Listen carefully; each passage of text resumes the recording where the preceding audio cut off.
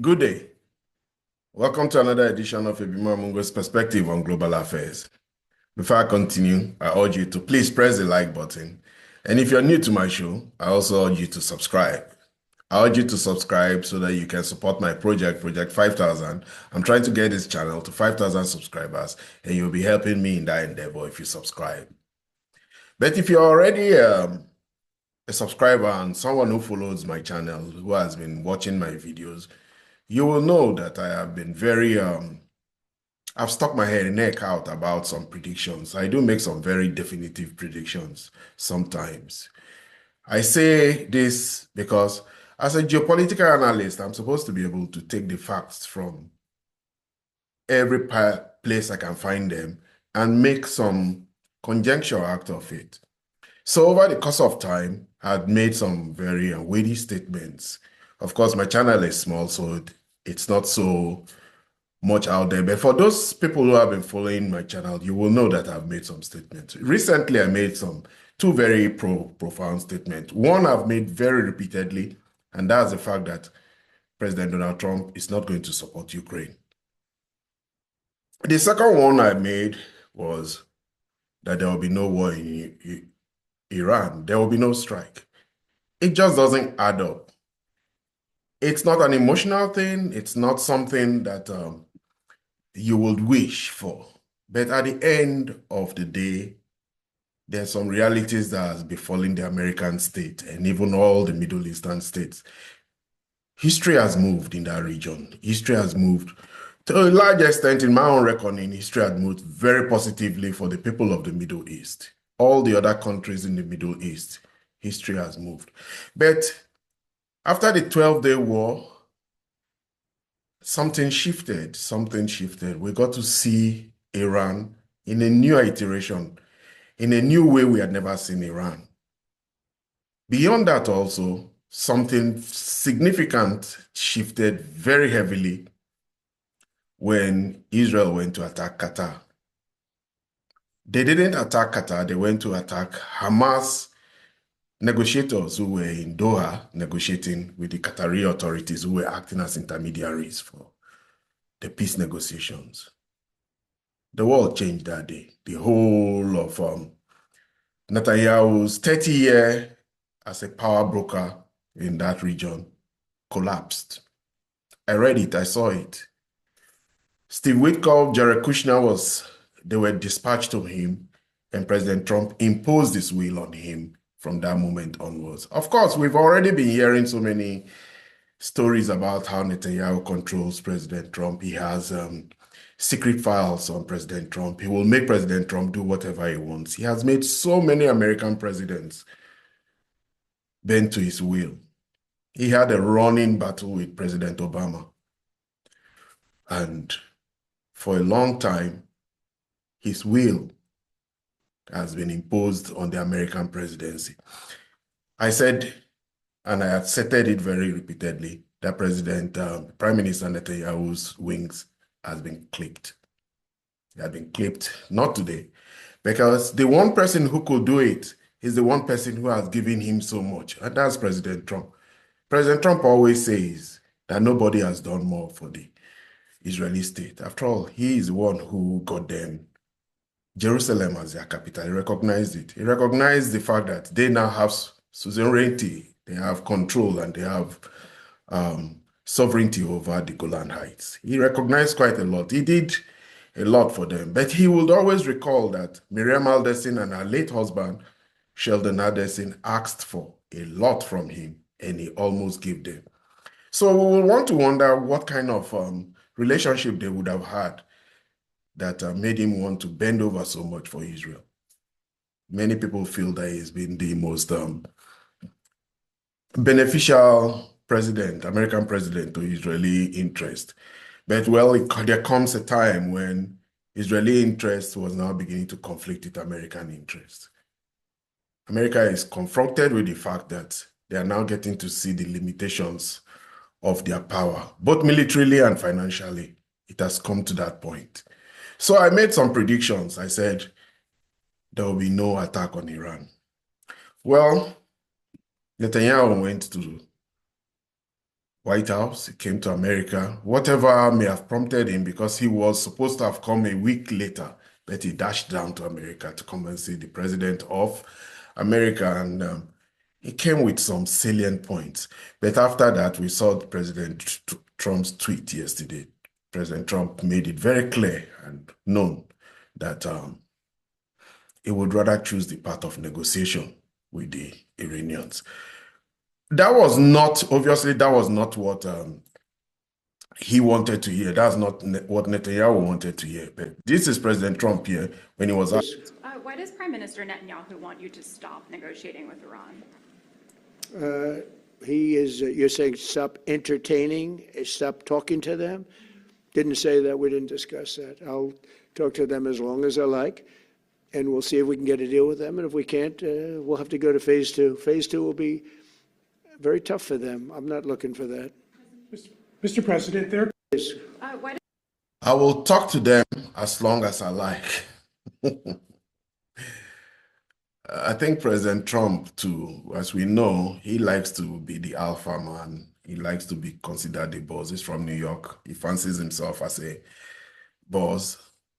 Many people consider him as he talks like a mafia boss, but he seems to want to let the world know that he's in charge. Well, what Prime Minister Netanyahu is asking of is something that he had asked of George Bush, he had asked of Obama, he had asked of all the presidents that had come before President Trump, and that was that America should go to war on behalf of Israel. After all, it was America. Obama's bombing of Gaddafi that ultimately led to the fall of the Libyan regime. It was at the behest of Netanyahu's repeated request that Saddam Hussein was attacked, removed from office, and I dare say killed like a dog. It was also the same thing too with the Syrians, unrelenting American pressure on Syria. Netanyahu had a list of 7 presidents and 7 regimes within that region that he wanted America to help in destroying. America did a very good job of helping to destroy it. The last one was Saddam, the Syrian president. The Syrian president and the Syrian state were subjected to immense economic pressure, to the point where even the generals in the army they were not even receiving salaries. They were impoverished. The sanctions were crushing. And then the only part of Syria that had oil, the Americans seized it. So the Syrians did not have access to economic well-being there, and they were crushed. They didn't have the resilience that the Iranians have had, but the Iranians have not only made themselves economically resilient, they made themselves technologically resilient. Nobody saw it. And this is the last project, and this is the one project that finally Netanyahu has met the changing tides of history and of geopolitics. Well, Netanyahu put out a statement, though. He had a discussion. He told the world about how he felt about his visit to President Trump. He spoke mainly in נשיא טראמפ, יש בינינו קשר מאוד הדוק ומאוד אמיתי ומאוד גלוי. כמובן השיחות התמקדו בכמה וכמה נושאים, אבל למעשה במשא ומתן עם איראן. הנשיא חושב שהאיראנים כבר למדו אם יש להם עסק. הוא חושב שהתנאים שהוא יוצר בשילוב העובדה שהם בוודאי... Anyway, I have that now because he did put out a tweet. After that, he put out a tweet about his trip, and this is the tweet here now. Benjamin Netanyahu put out, I just finished a short but very important visit to Washington in talks with our great friend President Trump. There is a very close, very real, and very open relationship between us. Of course, the conversation focused on several issues, but in practice, on negotiations with Iran. The president thinks that the Iranians have already learned who they are dealing with. He believes that the conditions he's creating, combined with the fact that they are certainly understand they made a mistake in the previous time by not reaching an agreement, may create conditions for achieving a good deal. He wanted to hear my opinion. I won't hide from you that I express great general skepticism regarding the nature of any agreement with Iran. But I said that if an agreement is indeed reached, then it must include the elements that are very important to our perspective, from Israel's perspective, and in my own opinion, not only Israel's. It's not only the nuclear issue, it's also the ballistic missiles and also the Iranian proxies. With that, I would say the conversation was essentially concluded, although, of course, it also touched on Gaza, on the entire region, and on other general matters. In any case, another conversation with a great friend of the State of Israel, the likes of whom there has never been. Netanyahu is learning humility. He has never found himself in this place for 30 years. 30 years. He's under pressure. His escape from pressure for the past 2, 3, 4 years, or if not more, has always been to initiate a war. If he was not bombing Gaza, he was bombing southern Lebanon, or he was bombing Syria. But now he has been told to stop his bombing. The sad part about it is that President Trump has even seized Gaza away from him.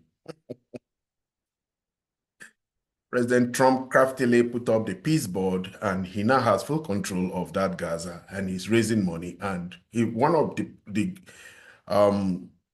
accomplishments of Prime Minister Netanyahu was that he signed up to the peace board, and he signed up to be part of the peace board. He had that signed with Marco Rubio before he met with President Trump. So a lot has been taken away from me. And what does he want? He wants the ballistic missiles program, the veritable deterrent that Iran has shown the world that they have: hypersonic missiles and ballistic missiles, drones. And then they have a very large catcher of it, very large amount of slow-moving missiles that help to deplete the Patriot missile interceptors and THAAD interceptors, then very fast hypersonic missiles that go calling onto the targets.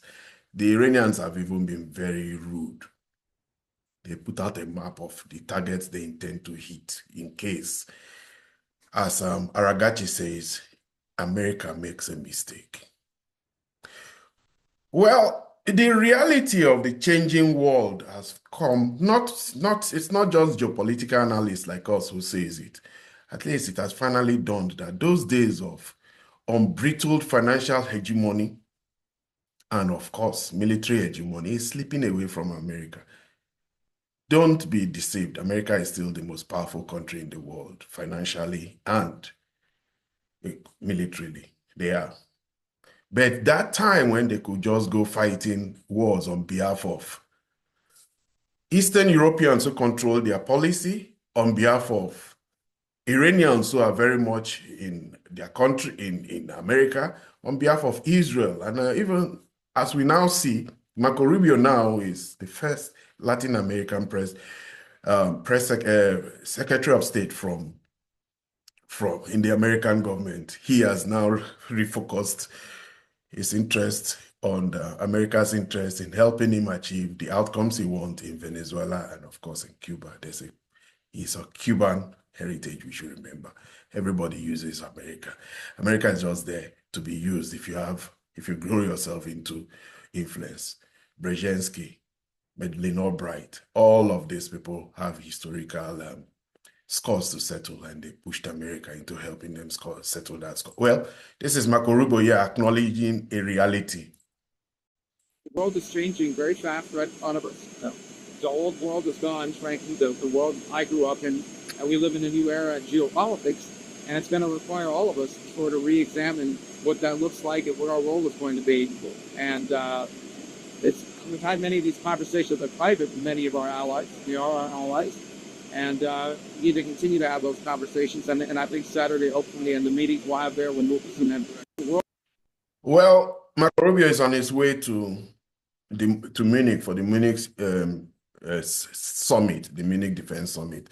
They've always been having this summit. There's a very big point where most of the defense ministers and presidents of the North Atlantic region come together. And of course, we know the historical event that happened in 2007 summit when President Putin said that the movement towards the East by expansion by NATO was becoming a problem for the Russians, and they were trying to put red lines. Anyway, I had, among the predictions I made, or among the statements, very strong statements I had made in the course of my doing this program, is that President Trump will not support the Ukrainians. And there's now evidence of it. This is the thing that happens when there are think tanks there that collect data. This is the Kiel Institute of World Economy. They came up with Europe.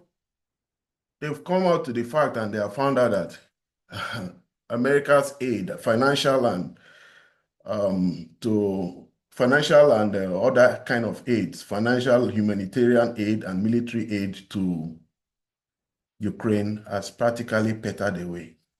As we can see in this map here, in 2022, 2023, 2024, America was still very much in the game of supporting Ukraine militarily. But by 2025, 2025, it has reduced to pittance. As regards to financial and humanitarian aid,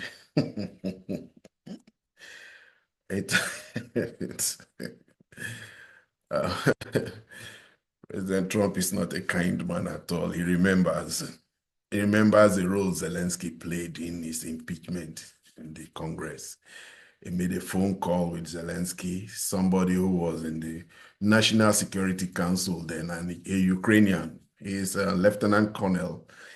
He fancied himself as a whistleblower. Of course, President Trump's first presidency, he was harassed with the Russiagate issue. He was stymied by every single entity there. And of course, the Republican-led Congress now impeached him on the hearsay and the say-so of a so-called Ukrainian whistleblower.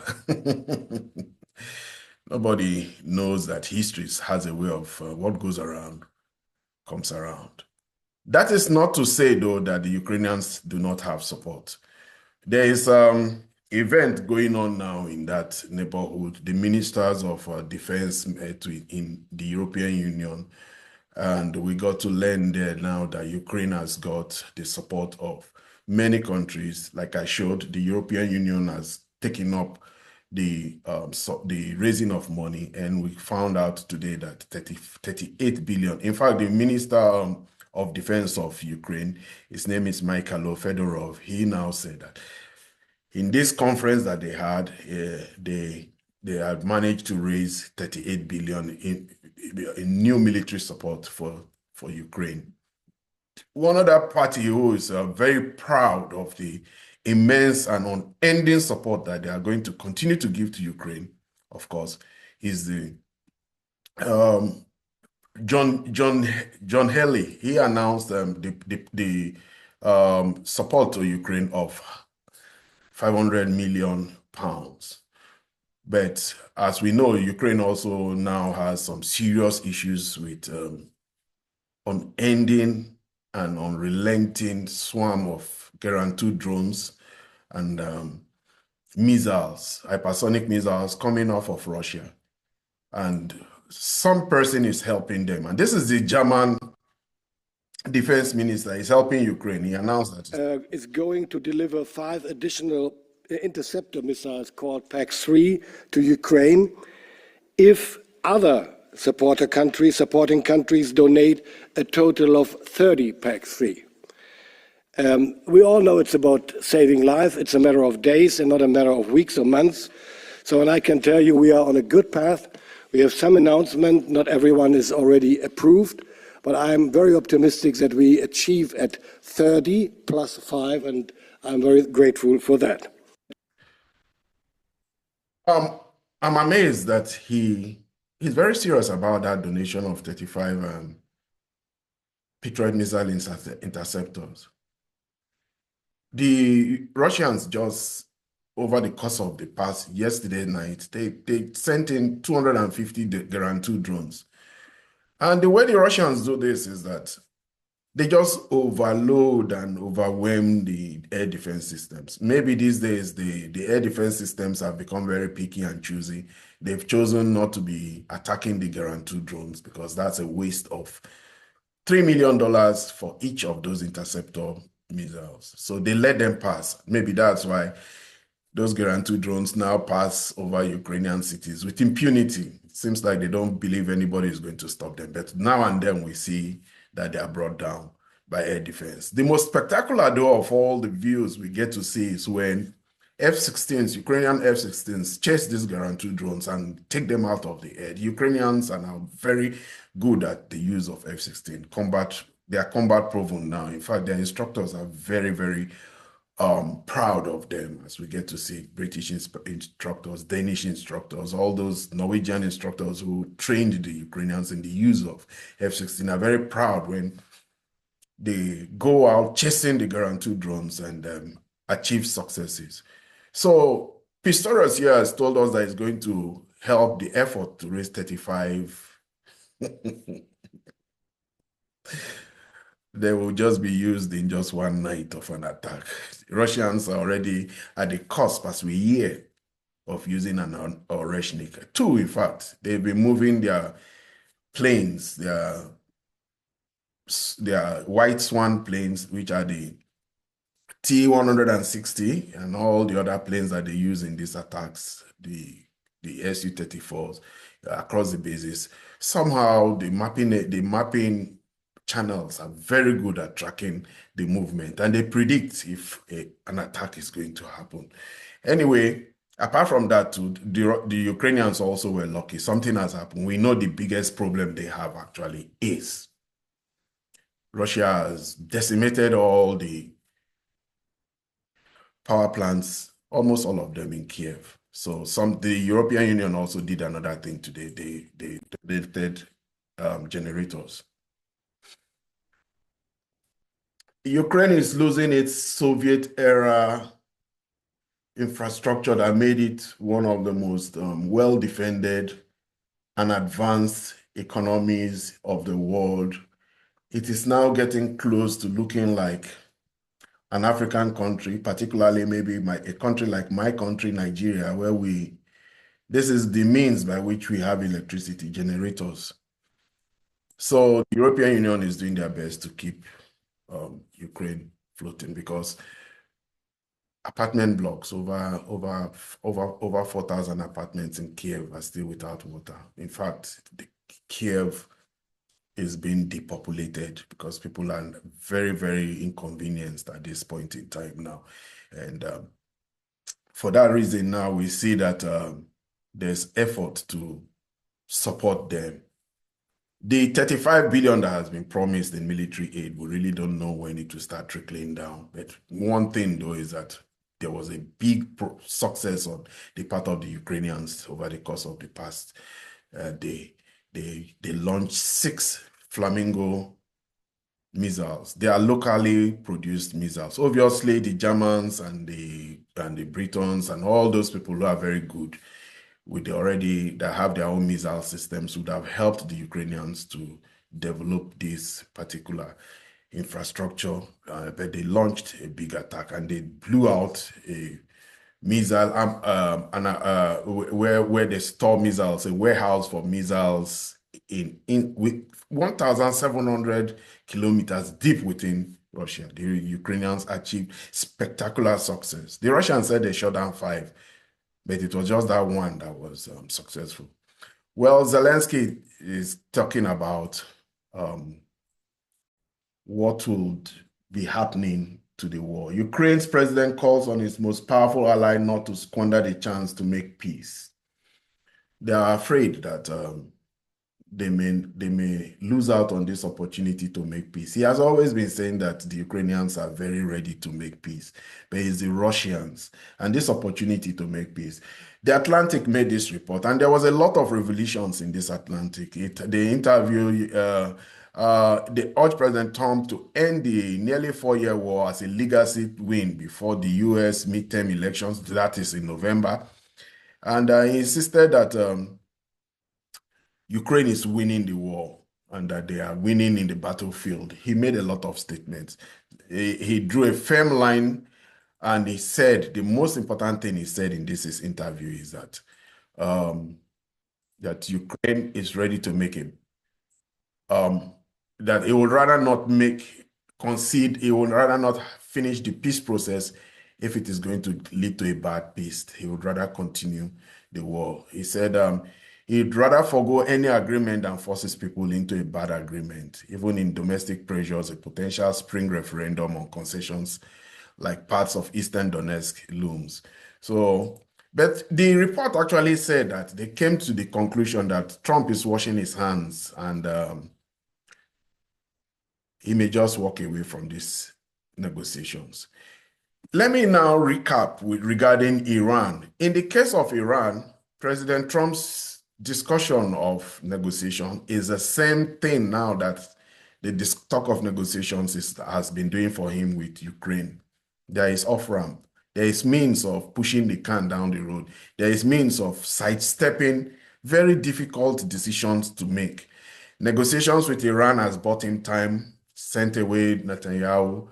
Netanyahu didn't get his wish. It has put away the people like Lindsey Graham and all those in the American deep state who want a war with Iran. The same thing too with Ukraine. I've always said that this is its own means of getting away from the war. And we have already seen now that President Trump has practically stopped giving any form of money. Rather, he always is boasting these days that they are making money off of Ukraine. That is not to say the relationship between America and Russia has warmed up. Lavrov made a lot of statements, gave a lot of interviews over the past few days, and he complained bitterly that President Trump has moved away practically from the spirit of the Anchorage agreements, and that America is even being very antagonistic and putting so much pressure on Russia. So it is not to say that in not supporting Ukraine, President Trump is now supporting the Russians. Anyway, one of the things that Zelensky said in this interview is that the tactics we have chosen is to prevent the Americans from thinking that we want to continue the war. That's why we started supporting their proposals in any format that speeds up the process for peace. We also got to learn that he's ready to withdraw from Donbas. One of the things too is that two of President Zelensky's advisors told the magazine that Ukraine may be ready to accept the hardest concession of all, giving up control of the land in Donbas. And to legitimize such, the government is examining the possibility of holding referendum in spring. Well, we got to learn quite a lot about a lot of intent on Zelensky's part regarding this peace process. It will fail. That is the peace process is a means by which Zelensky is moving the can down the road. It's a means by which President Trump is moving the can down the road. And it's a process that the Russians have lost faith in. The Russians are going to continue the special military operation until they achieve the objectives of the special military operation.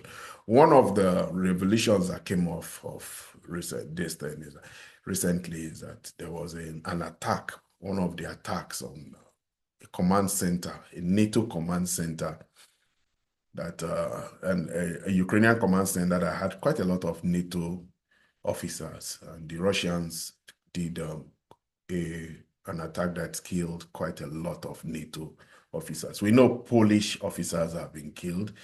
The one that really riled the French and made Macron to say a lot at one time was an attack on French officers. And when an attack was carried out on Danish officers, Peter Frederiksen came and was swinging, and she was the one who was ready to support Ukraine as long as it takes. Until President Trump just destabilized her a little bit, just a little destabilization, when he said he needs Greenland for national security. We've not been hearing of Mette Frederiksen again and the Danish people. They are very much wary now. I didn't even hear the voice of the Danes. In this security event that just happened, we heard of Kaja Kallas. Kaja Kallas insists that the Russians are not winning the war. They will continue to put pain to the Russians so that they will drag the Russians to the negotiating table. I want to wish Kaya Kallas well in this very nice project that she has, but she will fail. She will fail in that project. I can tell you that. Anyway, one other thing to show you that the Americans are possibly not forgetting about um, all the interest that the deep state has always had against Russia. Brzezinski talked about how they should circle the Russians in the great chessboard in his great book there. And one of them is the Caucasus. We've seen the realignments that have taken place in the Caucasus recently. And J.D. Vance went to visit two very important new allies of America.